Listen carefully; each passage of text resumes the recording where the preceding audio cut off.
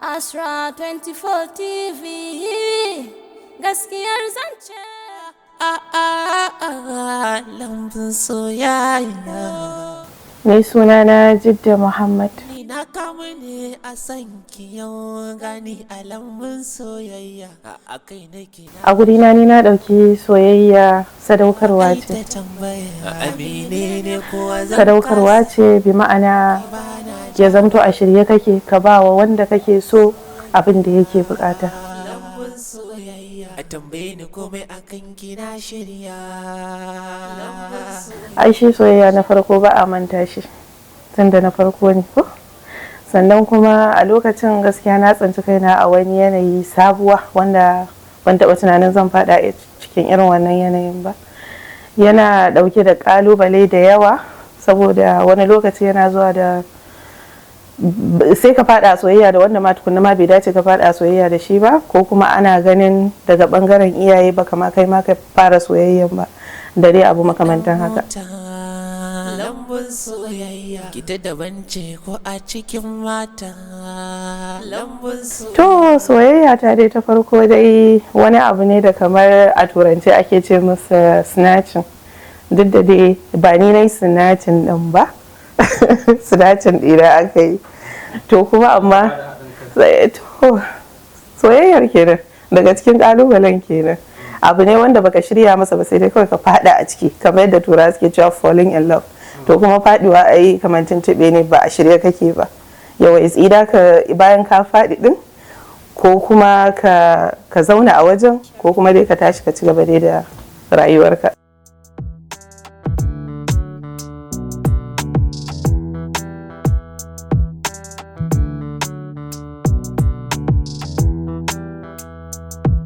To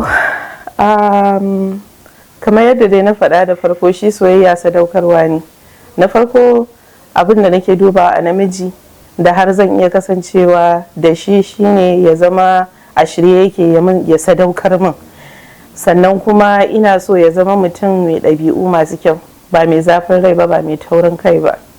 Yawwa ya zama dai yana da dai sauƙin kai, yana da fahimta da dai abu ne makamantan haka.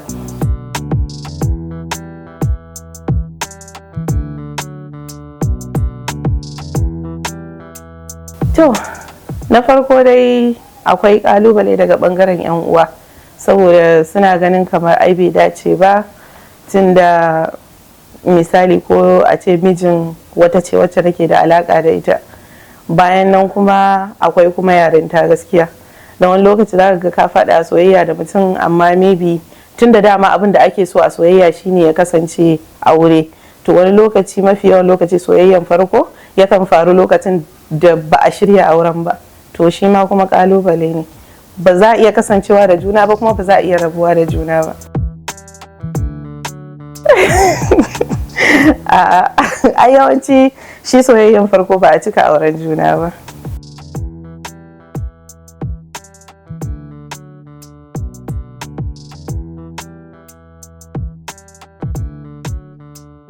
Sai na faɗa.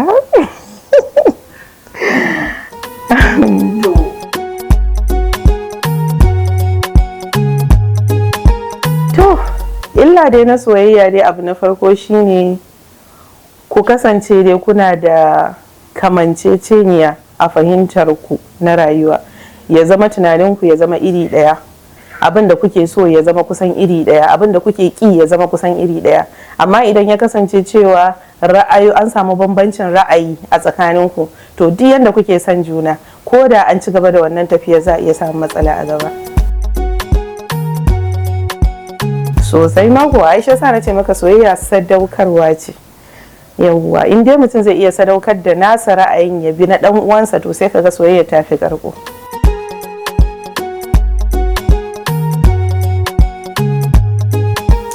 Ai kyautatawa a kowace kalan soyayya, ko da a ce ba irin haka ba, ai tana taka rawa mai mahimmanci sosai gaskiya, tunda zuciya ai an ce tana son mai kyautata masa. Saboda aka ga ba ma sai na tsawaita bayani ba akan rawar da kyautatawa za ta taka ba a soyayya. Maza da mata ku tattara tun da shiri ne. ya kamata jidda ta zama mai kishi inda ta san muhimmancin soyayya. Tana da shi mana.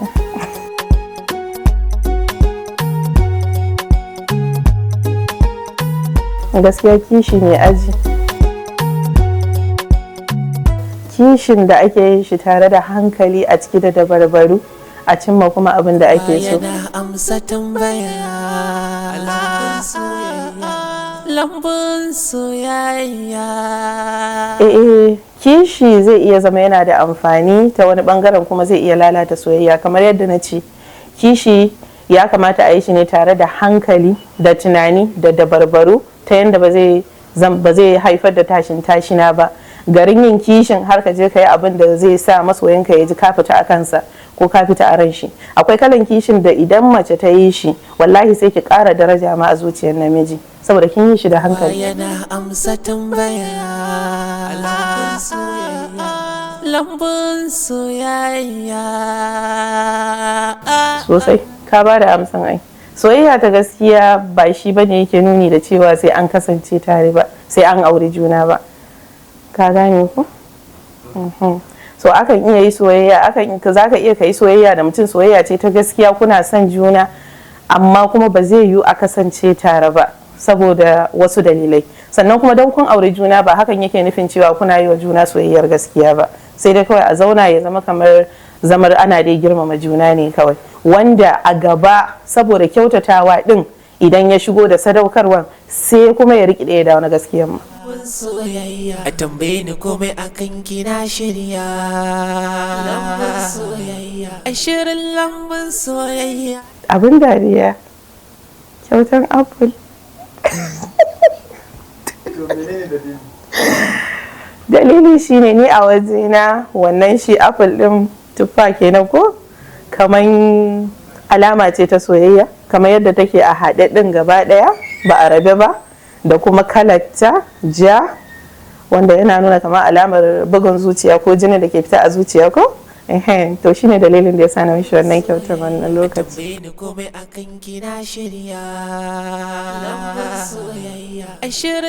Zobe. Kuma abin dariya, soyayya da abin dariya, zoben ma fa ta karfe ce fa, nakan iya lankwasa shi ma na me da shi duk shaf din da nake so, amma hakan nake daraja shi saboda kyauta ne daga masoyi.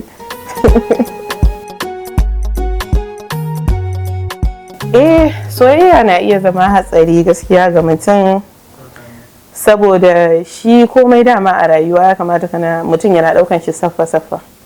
Idan ka dauki abu da zafi sosai a rayuwa yana iya zame maka illa, saboda soyayya tana iya rikidewa wata ta koma kiyayya.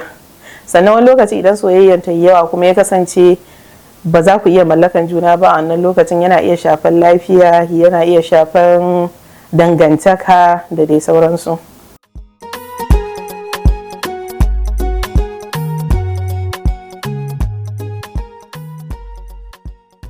Shawara na farko dai da zan ba su shine su gane cewa soyayya yana da mahimmanci a rayuwa, a so juna din, a ji juna a cikin zuciya yana da mahimmanci, amma kuma a tabbatar cewa an samu daidaituwar ra'ayi da juna, a samu daidaituwar ra'ayi da juna na farko kenan. Sannan abu na biyu, mutum ya zamto cewa yana da tsari a soyayyarsa, ka zama kana da tsarin ga dalilan da nake so, ga ko kuma ga wasu abubuwa da nake so namiji ya kasance yana da su kafin na so shi. Abubuwan kuma su zama abu ne da za su kama hankali, su shafi addini, su shafi ɗabi'an mutum.